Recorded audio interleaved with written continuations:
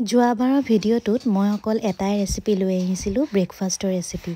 আজি আপোনালোকক প্ৰমিছ কৰিছোঁ যে এটা নহয় তিনিটা ৰেচিপি লৈ আহিম ব্ৰেকফাষ্ট, দুপৰীয়া লাঞ্চৰ লগত খাবলৈ আৰু আবেলি সন্ধিয়া চাহৰ লগত খাবলৈ ৰেচিপি এটা লৈ আহিছোঁ বোনাছকৈ। আজি প্ৰথমতে মই বগৰী আচাৰ ৰেচিপিটো শ্বেয়াৰ কৰোঁ। প্ৰথমতে মই এখন কেৰাহীত তেল দি দিছোঁ। ইয়াতে পাঁচফোৰণ আৰু শুকান জলকীয়া দি শুকাই থোৱা বগৰীকেইটা দি পেলাই অলপ সময় এনেকৈ লৰাই ল'ম। তাৰপিছত ইয়াতে মই নিমখ দি দিছোঁ সোৱাদ অনুসৰি। ইয়াত নিমখ দিয়াৰ পাছত ইয়াত মই গুড় 1 কাপ দিম। আপোনালোকে যদি চেনি খায় চেনিও দিব পাৰে, কিন্তু গুড়টো দিলে আচাৰকণ খাবলৈ বেছি ভাল হয়, সেইকাৰণে মই গুড় দিছোঁ। আৰু ৰঙৰ বাবে ইয়াত মই অকণমান জলকীয়া গুড়া দি দিম আৰু এইটো ৰেডি হৈ যাব। অকণমান থেতেলিয়াই দিছোঁ। এইখিনি থেতেলিয়াই দিলে মানে গুড়টো ভিতৰলৈকে যেতিয়া সোমাই যাব তেতিয়া খাবলৈ বিৰাটেই সোৱাদ লগা হ'ব। আৰু লুচিৰ লগত খাবলৈতো একদম পাৰফেক্ট কম্বিনেশ্যন হয়। পাৰিলে অকণমান আলু ভাজিও বনাই ল'ব। আলু ভাজিৰ ৰেচিপিটো বাৰু শ্বেয়াৰ নকৰোঁ, সেইটোতো সকলোৱে জানে, মই শ্বেয়াৰ কৰিবলগীয়া দৰকাৰ নপৰে। যদি লাগে ক'ব, কিন্তু এতিয়া শ্বেয়াৰ কৰোঁ ব'লক শুকান মাছৰ ৰেচিপি এটা। বেঙেনাৰ সৈতে আজি দুপৰীয়া ভাতৰ লগত পৰিৱেশন কৰিবলৈ মই শুকান মাছ বনাইছিলোঁ। প্ৰথমতে কেৰাহী এখনত তেল দিছোঁ।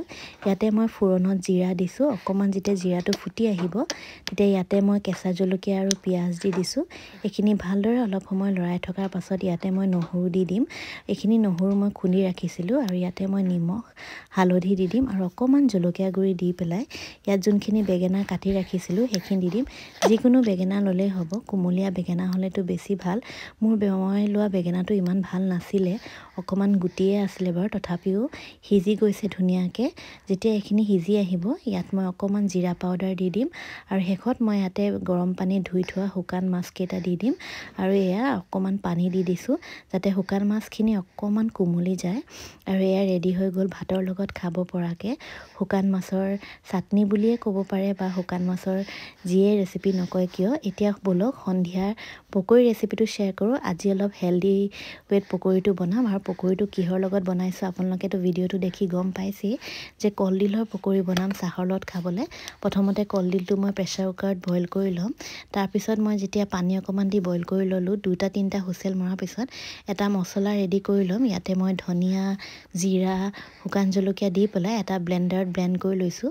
এতিয়া যোনখিনি বইল কৰি থৈছিলোঁ মই কলডিল, সেইখিনি লোৱাৰ পিছত ইয়াতে মই 1 চামুচ বেচন আৰু 1 চামুচ চাউলৰ গুড়া দিছোঁ।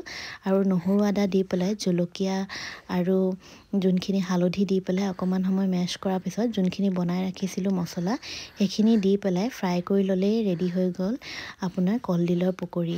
ৰেচিপিটো কেনেকুৱা লাগিলে জনাবলৈ নাপাহৰিব। আজি 3টা ৰেচিপি শ্বেয়াৰ কৰিছোঁ। ডিনাৰ ৰেচিপিটো শ্বেয়াৰ নকৰোঁ। আপোনালোকে দাইল ভাত আলু পিটিকা খাওঁ বুলি ক'লেও খাব পাৰে, কোনো কথা নাই। আৰু যদি বিচাৰে কিবা স্পেচিয়েল বনাম তেনেহ'লে আপোনালোকে নিজে বনাই ল'ব। 3টা ৰেচিপি মই শ্বেয়াৰ কৰিলোঁ। আজিলৈ আহিছোঁ, বাই।